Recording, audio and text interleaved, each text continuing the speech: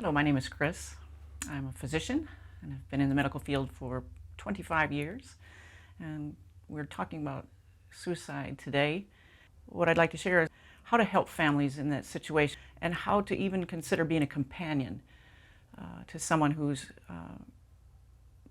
coming through and being touched by a suicide. So first, as a physician, we hear all kinds of, very, very personal things. And what I'd like us to do is be sure that we continue to reach deeper than we thought we could or we should into the personal lives of people who are struggling. Because I've found that as a physician, I didn't have the confidence to do that a few times.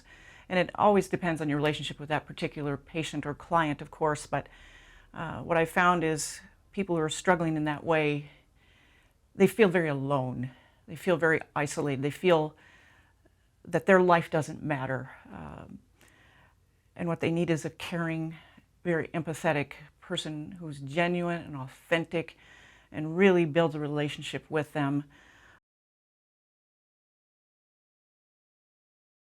But I've had a personal experience recently where I really did become the companion. And I wasn't as equipped as I wish I could have been, even as a physician. Even with all the medical training, even with all the 25 years of experience. When it becomes a very personal issue for you, you really learn how much it means and how important it is. So if you ever have the opportunity, if you ever sense that someone is struggling, please be brave. Do not abide by the code of silence. Don't feel like, oh, it's none of my business. It's not my place. Well, what if I offend them? Or whatever is internal in your heart, trust that they need your help.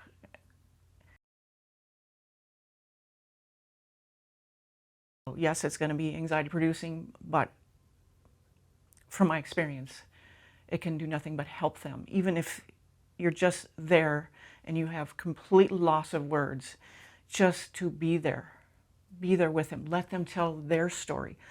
Let them tell you about their struggle or their loved one or how it has impacted their life.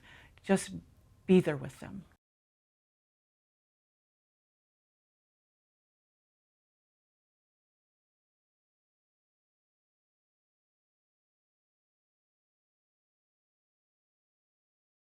If they need help, you'll sense that. Go ahead and do what you need to do to help them in whatever capacity that is, whether it means, taking care of the children while the husband or the wife struggles to get through their day. Do the laundry, do the grocery shopping, take the garbage.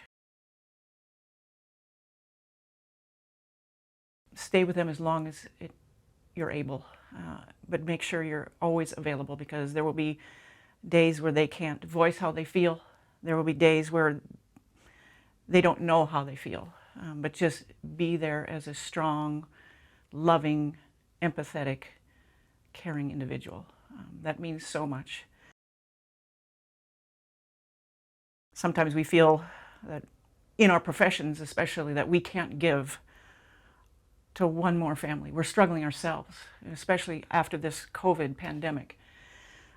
We've gone through years of intensive medical training. We've had this professional programming that I'm strong, I'm tough, I can do anything, I can stay the extra hour and be that team member.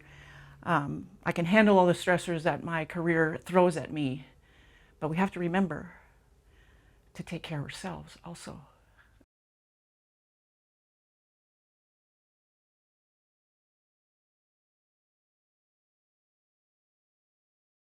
We can't care for others if we're not healthy ourselves.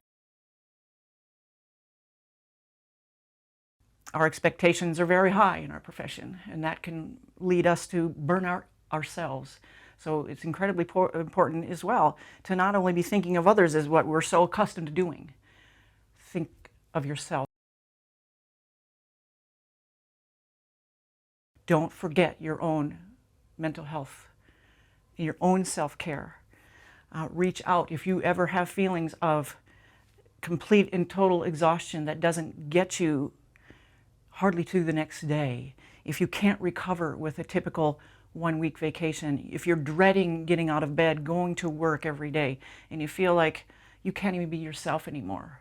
If you feel like everything is just so depersonalized, it's just another patient, it's just another chart, it's just another day, and you feel like you just aren't even effective anymore, and you can't make it anymore, you don't know if you can go another day. Those are the symptoms of burnout. What I ask you is to recognize that in yourself, recognize it in your colleagues, in your close family members, in your friends, and be brave and step out. Stand up, offer yourself help if you need it, offer them the help they might need. It could save a life. Everyone needs help. It's okay to ask for help. Physicians struggle, therapists struggle, dentists, lawyers, teachers, pastors, everyone. No one is exempt. You matter. Please hear me. You matter. Your life matters. Your career matters. Reach out, not only for yourself, but for anyone that you see that could be struggling. Work-life balance is the key to everything, and if you need help, there are many, many resources in your community. Don't be afraid. The stigma of mental health, we know that, we get it, we know where resources are. It's okay to ask for help. It's okay to not be okay. Please reach out. Your family and your friends love you, they care for you, and they need you.